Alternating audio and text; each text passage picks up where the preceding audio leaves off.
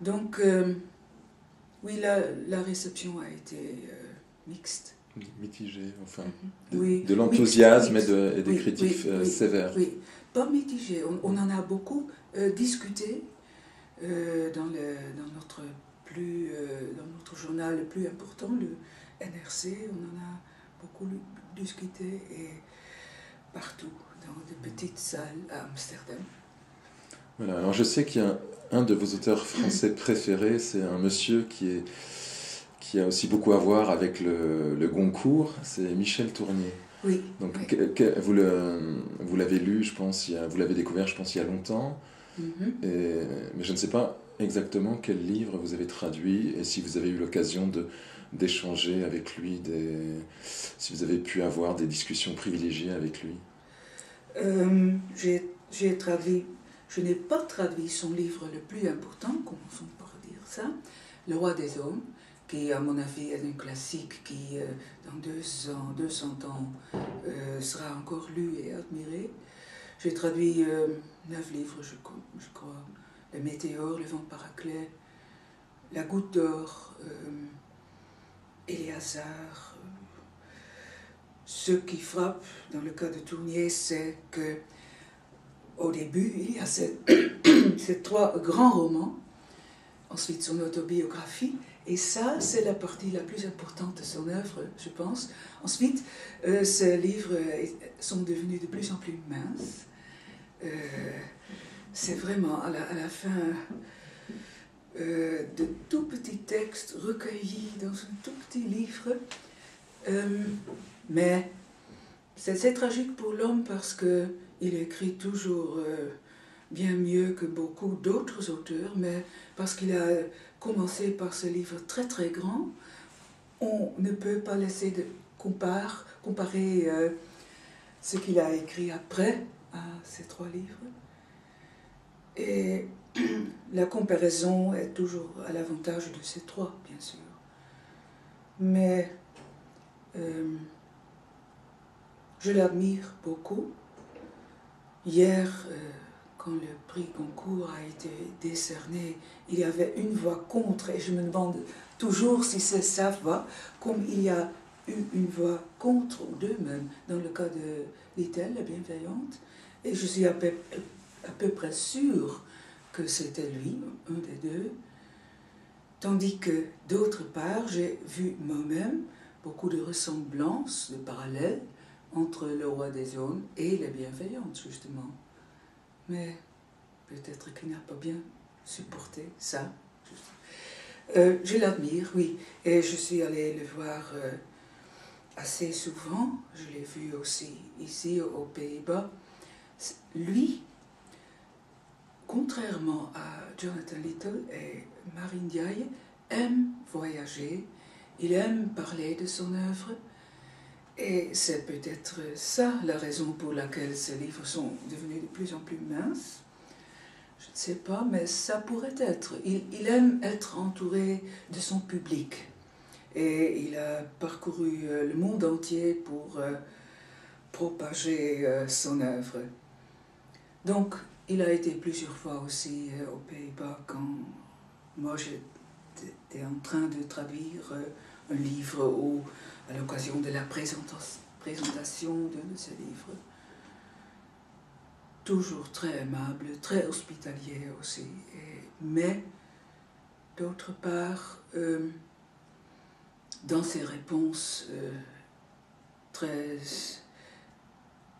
stéréotypées, on peut à peu près prédire comment il réagira. Moi, je pourrais me déguiser en Tournier et aller au Japon, pour ainsi dire.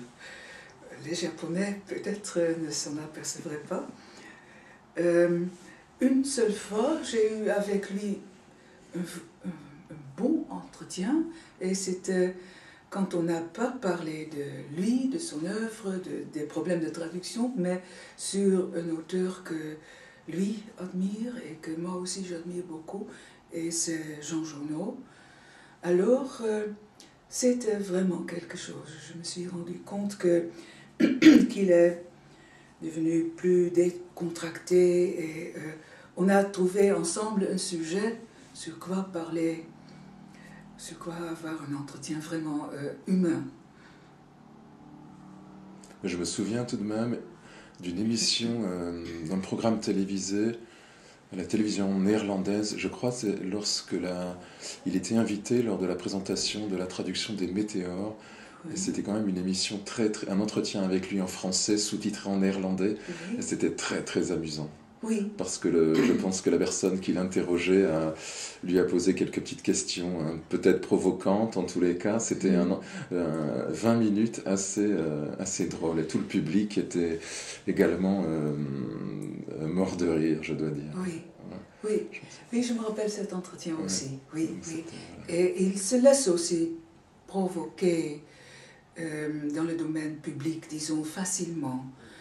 Il a vraiment eu des querelles en Amérique sur ce qu'il a dit sur les femmes, je crois. C'était pas très flatteur, ce genre de choses. Alors tout le monde se fâche et lui dit, mais je n'ai pas voulu dire ça comme ça. Et pour en revenir à Giono, alors je sais que Giono il a adapté par exemple en français une pièce de Fondo, donc du grand tragédien néerlandais du XVIIe siècle. C'est publié chez Gallimard, dans un volume chez Gallimard. Il a également préfacé une traduction française d'un romancier, Anton Colen, un roman donc de Anton Colen. Il y a une préface de Jean Giono. Donc il a eu quelques liens avec au moins un ou deux écrivains néerlandais. Est-ce que vous en savez un peu plus sur ces liens avec... Je sais que la pièce de sa traduction de Fondo, c'est un peu un hasard. On lui a demandé ça un peu par hasard. Mais est-ce qu'il a eu des liens assez étroits, par exemple, avec Anton Colen ou avec quelques autres écrivains néerlandais? Non, je crois que l'inverse était le cas. Anton Colen admirait Giono. Il voyait en lui un peu un frère. Ils avaient bien sûr le même décor, les villages quelque part perdus dans la campagne. Et c'est pour ça que Anton Colen l'a admiré. Anton Colen a d'ailleurs traduit un roman de Giono, Requin. D'accord. Oui, Requin. Et il l'a traduit dans quelque chose que moi je ne pourrais pas faire, dans un pseudo-dialecte du sud des Pays-Bas. Et je pense que Anton Colen a demandé à l'éditeur de demander à Jean Giono d'écrire une préface. Je ne crois pas que Jean Giono s'est beaucoup intéressé à Anton Colen. Il y a bien sûr aussi la barrière de la langue. Anton Colen savait lire le français, mais l'inverse, bien que Giono semble avoir traduit Joseph Adotan de Vondel, donc je ne crois pas qu'il comprenait beaucoup au néerlandais.